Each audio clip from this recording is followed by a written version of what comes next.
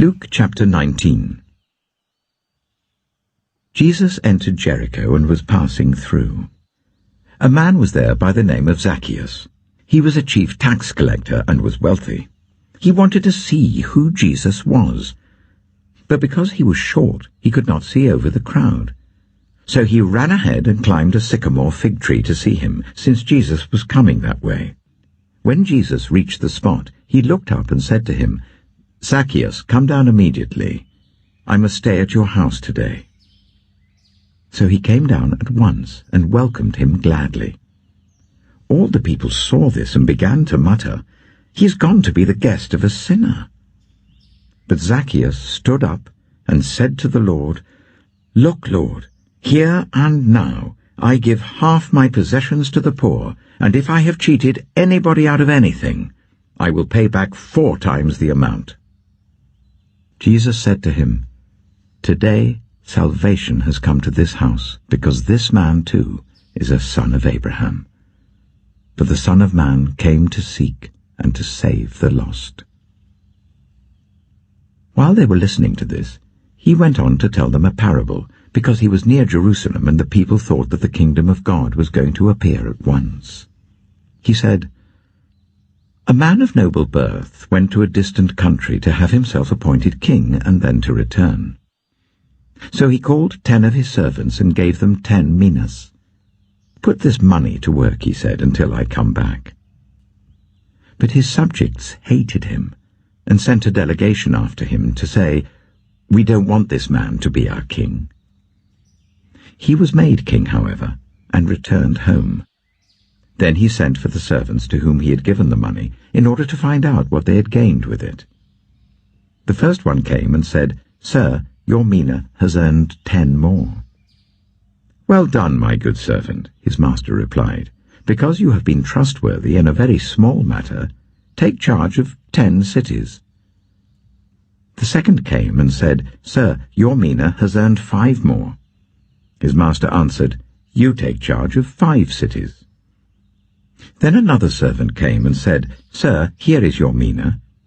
I have kept it laid away in a piece of cloth. I was afraid of you because you are a hard man. You take out what you did not put in and reap what you did not sow." His master replied, "I will judge you by your own words, you wicked servant. You knew, did you, that I'm a hard man, taking out what I did not put in and reaping what I did not sow? Why then didn't you put my money on deposit, so that when I came back I could have collected it with interest?" Then he said to those standing by, "Take his mina away from him and give it to the one who has 10 minas. "Sir," they said, "he already has 10. He replied, "I tell you that to everyone who has, more will be given. But as for the one who has nothing, even what they have will be taken away. But those enemies of mine who did not want me to be king over them, bring them here and kill them in front of me." After Jesus had said this, he went on ahead, going up to Jerusalem.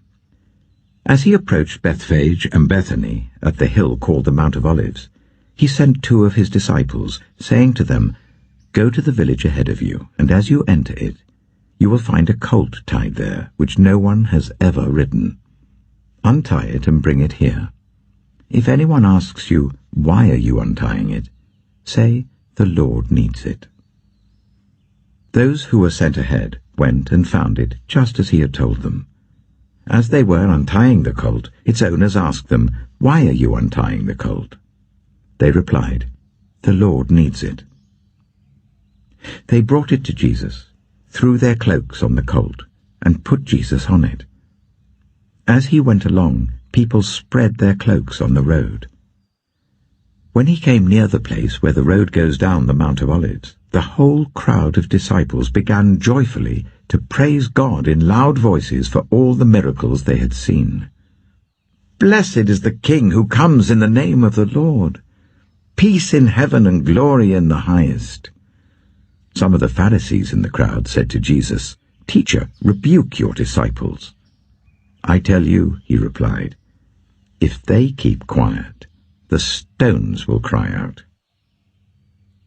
As he approached Jerusalem and saw the city, he wept over it and said, "If you, even you, had only known on this day what would bring you peace.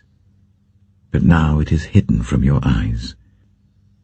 The days will come upon you when your enemies will build an embankment against you, and encircle you, and hem you in on every side. They will dash you to the ground, you and the children within your walls. They will not leave one stone on another, because you did not recognize the time of God's coming to you." When Jesus entered the temple courts, he began to drive out those who were selling. "It is written," he said to them, "My house will be a house of prayer, but you have made it a den of robbers." Every day he was teaching at the temple, but the chief priests, the teachers of the law, and the leaders among the people were trying to kill him. Yet they could not find any way to do it, because all the people hung on his words. Luke chapter 20. One day, as Jesus was teaching the people in the temple courts and proclaiming the good news, the chief priests and the teachers of the law, together with the elders, came up to him. "Tell us by what authority you are doing these things," they said. "Who gave you this authority?" He replied, "I will also ask you a question. Tell me, John's baptism, was it from heaven or of human origin?" They discussed it among themselves and said, "If we say from heaven, he will ask, 'Why didn't you believe him?' But if we say of human origin, all the people will stone us, because they are persuaded that John was a prophet." So they answered, "We don't know where it was from." Jesus said, "Neither will I tell you by what authority I am doing these things." He went on to tell the people this parable.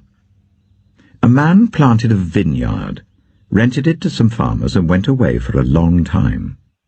At the harvest time he sent a servant to the tenants, so that they would give him some of the fruit of the vineyard.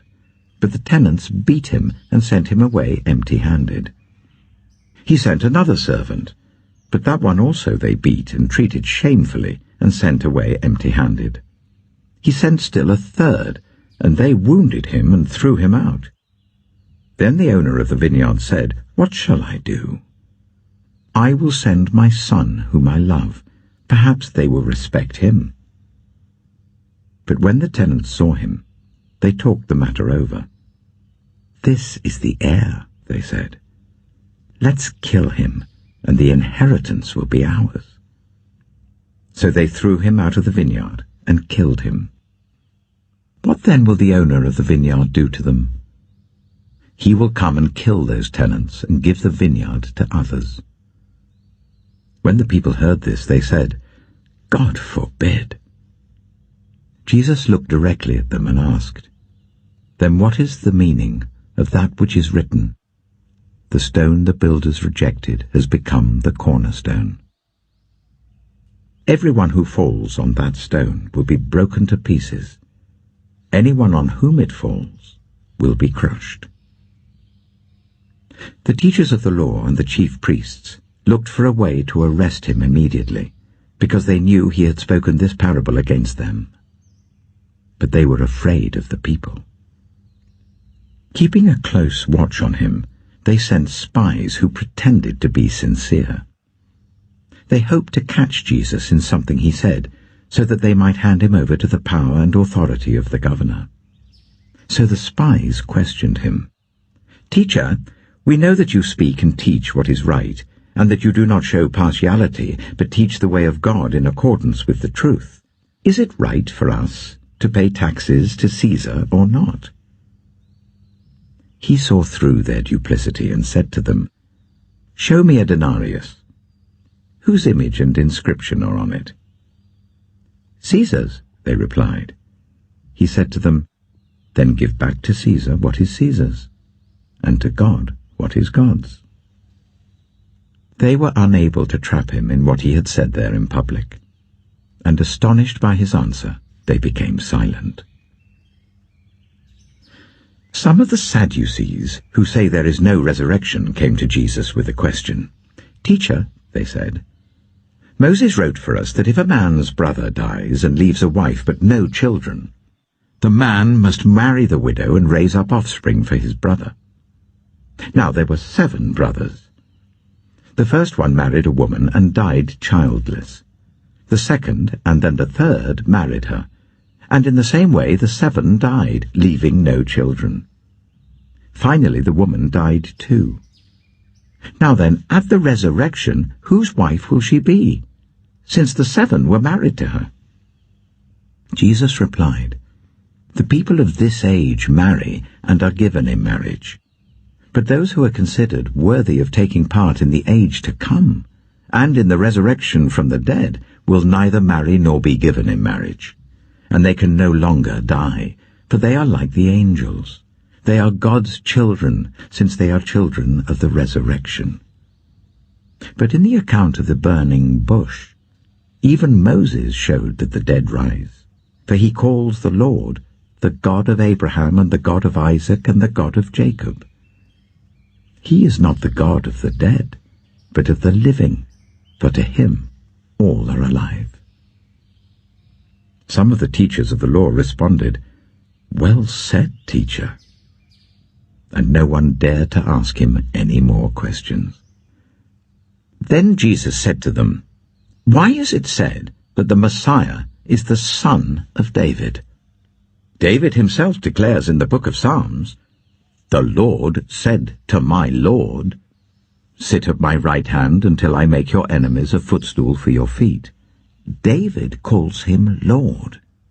How then can he be his son?" While all the people were listening, Jesus said to his disciples, "Beware of the teachers of the law.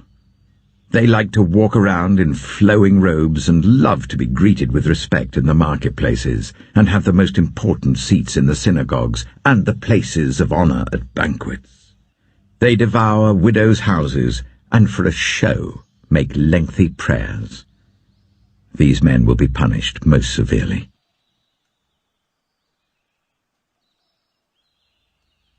Psalm 125. Those who trust in the Lord are like Mount Zion, which cannot be shaken but endures forever. As the mountains surround Jerusalem, so the Lord surrounds his people, both now and forevermore. The scepter of the wicked will not remain over the land allotted to the righteous, for then the righteous might use their hands to do evil. Lord, do good to those who are good, to those who are upright in heart. But those who turn to crooked ways, the Lord will banish with the evildoers. Peace be on Israel.